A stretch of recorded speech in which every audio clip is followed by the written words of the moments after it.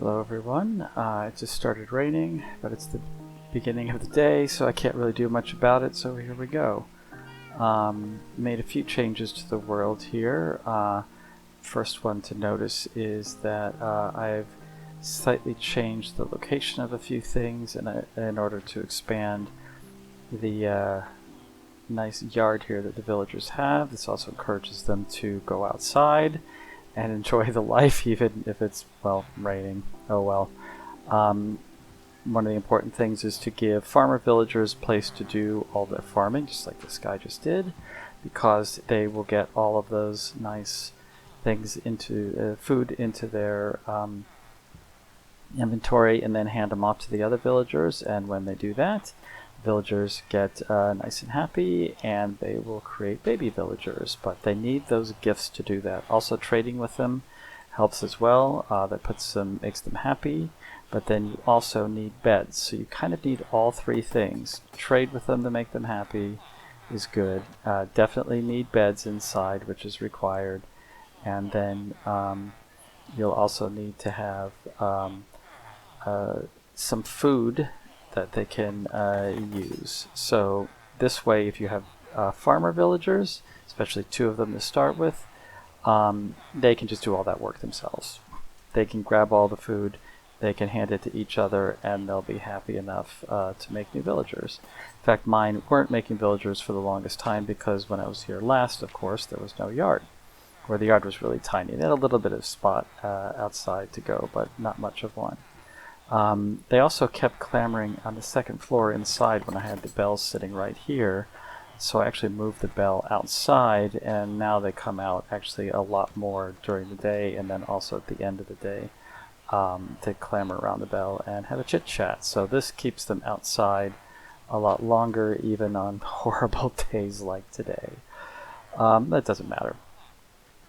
Let's see, anything else here? Yes, my house used to be, or my initial house that I started the game with used to be right here, and I just moved it block for block over here, so it's the same house constructed, including having the same bed and even the same leftover trading junk that I just can't bear to throw away in the house as well. And then I took their trading area here from about where that big tree is, and then I just grew a large oak tree there. I forced it with a little ring of cobblestone blocks about 5 blocks above the sapling, because I wanted a large tree there.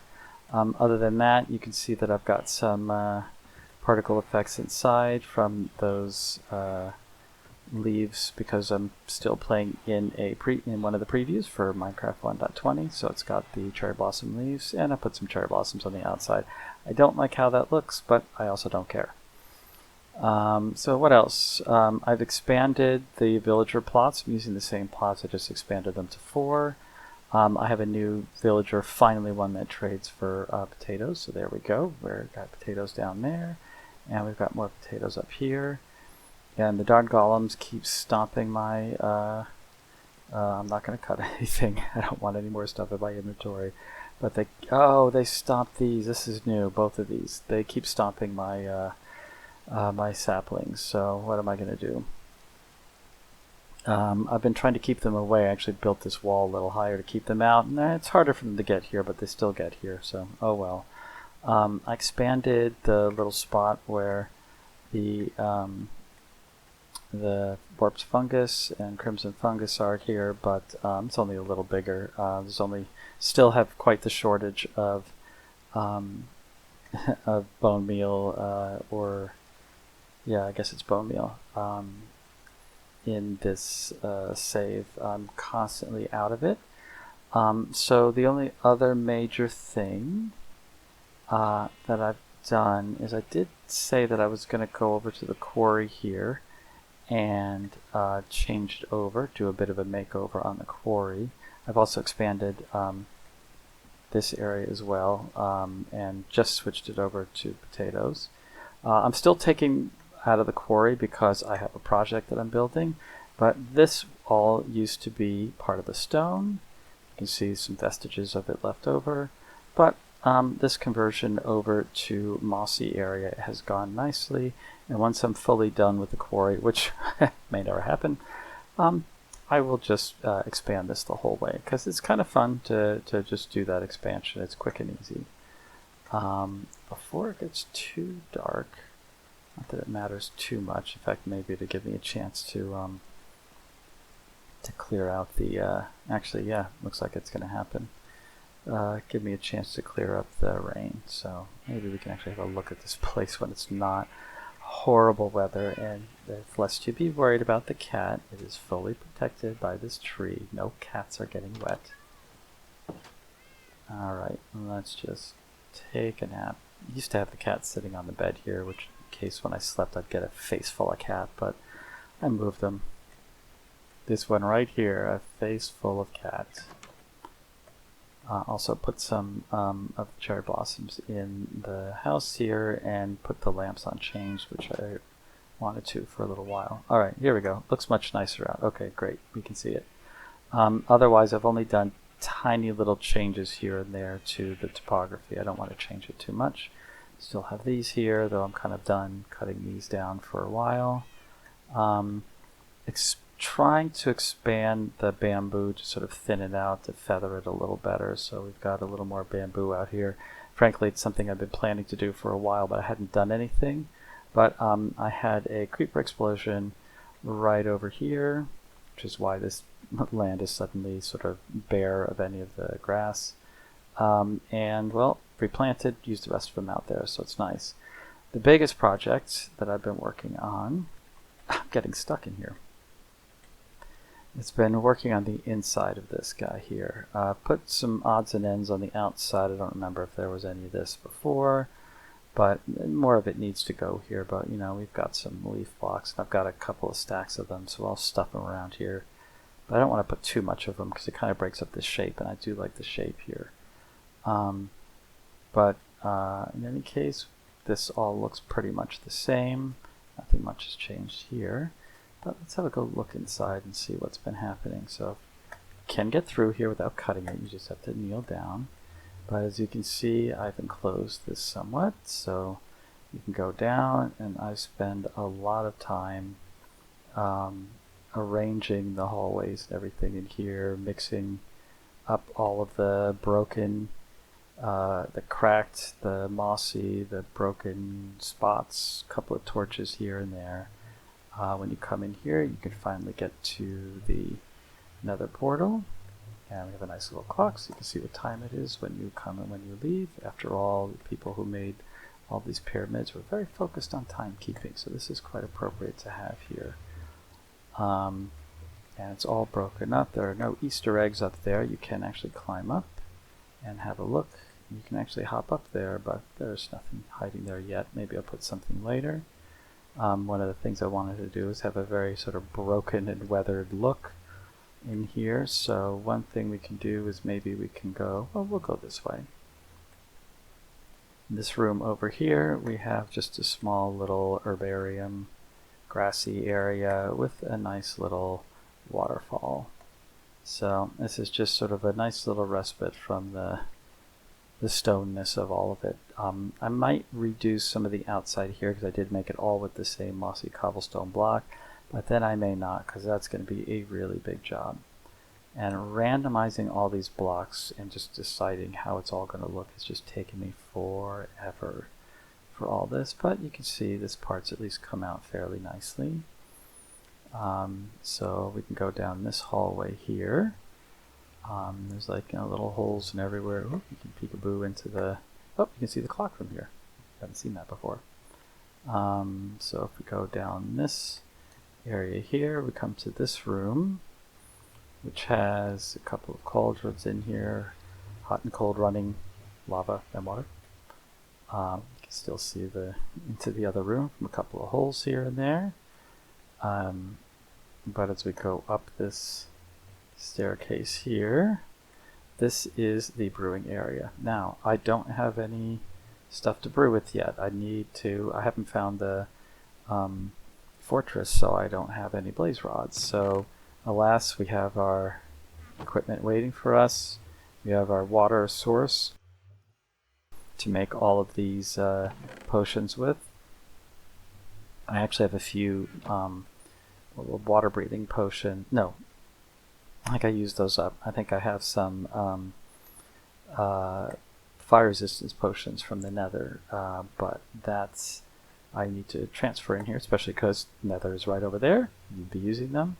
But I figured this would sort of be a nice way of presenting. This is sort of generally how I do it in my builds. It's just this is far more elaborate because I have never done a really fully decorated build before, and even this is not quite done yet. I could put some vines in here, but how do vines grow inside? Who knows? They grow their way in. Vines have roots. This is, I mean, it's been fun, but very time consuming to make because this is just not something I do very much. I build square things. This is less square.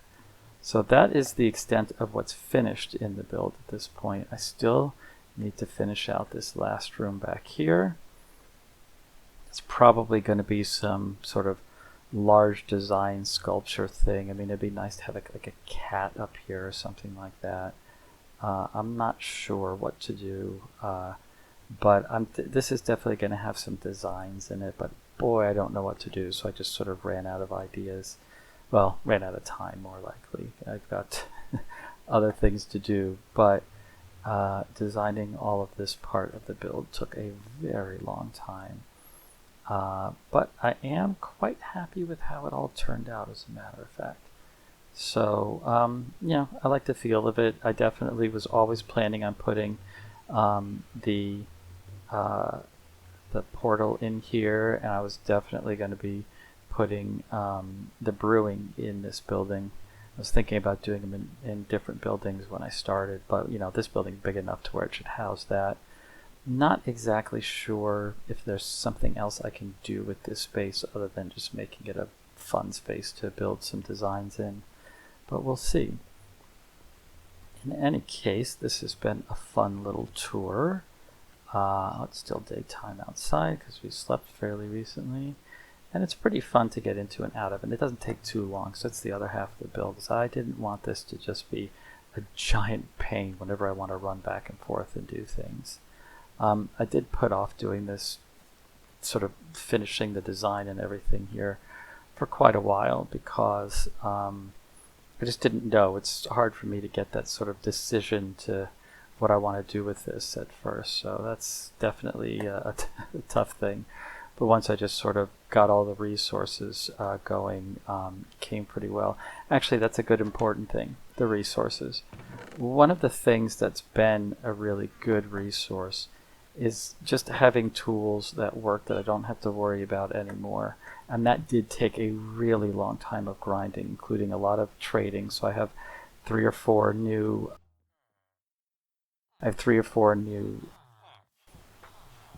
you can just watch these guys from here.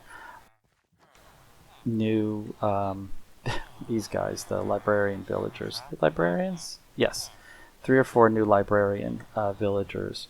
And they sell Silk Touch, they sell Mending, and they sell Efficiency. I think they also sell Unbreaking. Yeah, because you cannot, for instance, enchant shears. And in fact, you'll notice I've enchanted shears, which is a silly thing to do, and I've only done once just to see if it could be done before. This is the second time I've done it, but these shears are absolutely necessary for harvesting, which is what this tree has been, these very quickly, because I've used so many of these vines.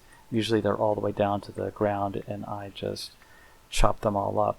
As it is, they've only sort of randomly grown a little bit. If I need more, I have some jungle trees out there. Actually, I have a bunch more of these mangroves growing out there as well. So, I mean, there's loads of vines to be had, but regular shears are pretty slow when it comes to actually getting the vines. So getting ones that have the efficiency, and with efficiency they'll go through them really quick. So having the Unbreaking and Mending is great. So this is a fun thing to have. But pretty much everything I have is like Efficiency, Unbreaking, Fortune, and then I'm adding Mending slowly, but some of these will be taking like 33 more levels to put Mending on them. So I need something to get levels. But this one I needed for getting coal, and this pickaxe I needed for getting silk touch, because the silk touch is what you need to get not the mossy you just get with the regular one, but in order to get the mossy stone bricks, you need regular stone, and you can grab stone directly and then cook it, but that just takes forever and takes a lot of coal. Or you can just use silk touch and you can pull out all the direct stone you need without it turning to cobble once you've chopped it up, and that's what I've been spending a lot of time over there doing. So, it's the right tool for the job. Like, all of these tools have had their function. The diamond axe for getting the levels, and sticks for trading to the villagers. I've actually started doing more trading with the villagers with the carrots and the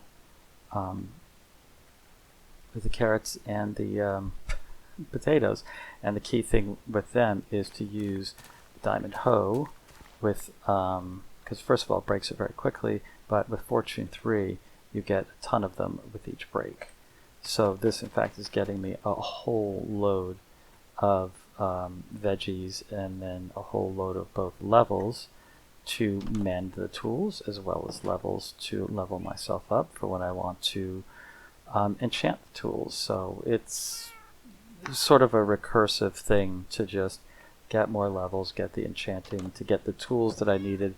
And once that sort of grind was done, getting those tools into the state I needed, it's made at least having enough to build everything in the pyramid and the ziggurat here, it's just made it a lot easier, so that at least you're not like getting a tiny little bit done and then you have to grab a whole bunch of more stone or whatever. That just takes forever to actually do. Also, something I'm doing, and I don't see it here, so I don't know where it went. Maybe I ate the last one, is to keep the economy going with, no, there they are, is the bread. I'm not even making my own food. I'm just buying the bread from the villagers, and the nice thing is you also get a couple levels from that. So kind of everything is to grind those levels out, and I still don't have mending on. Okay, it is all on my armor. Well, that's good. Actually, this armor is pretty darn good. I don't have mending there. I don't have mending there. And I don't want it on the hoe, but I probably will eventually. So there's quite a few more levels that I need to get. So, but definitely at this point, I'm going to have to go to the Nether, because I need to get the potions going, because they are very handy for a number of different things. Other than that, that is pretty much what's going on here. I want to do some more things here in the yard and expand it, but I don't really know what to do yet, so I'll be working on that soon. Otherwise, this has been a bunch of fun, and because I've been doing a ton of work inside the pyramid to get everything going, all of my food is ready to go, so I'll be able to trade and get some more levels and gems from the villagers. So that will be a whole bunch of fun. In any case, this has been a nice little tour. Maybe when I'm done with that other room, I'll take you on another tour again. And I hope to at least have another build for another house here, but I don't have any ideas right now, so we'll see what happens. In any case, this has been a whole lot of fun, and I will talk to you soon.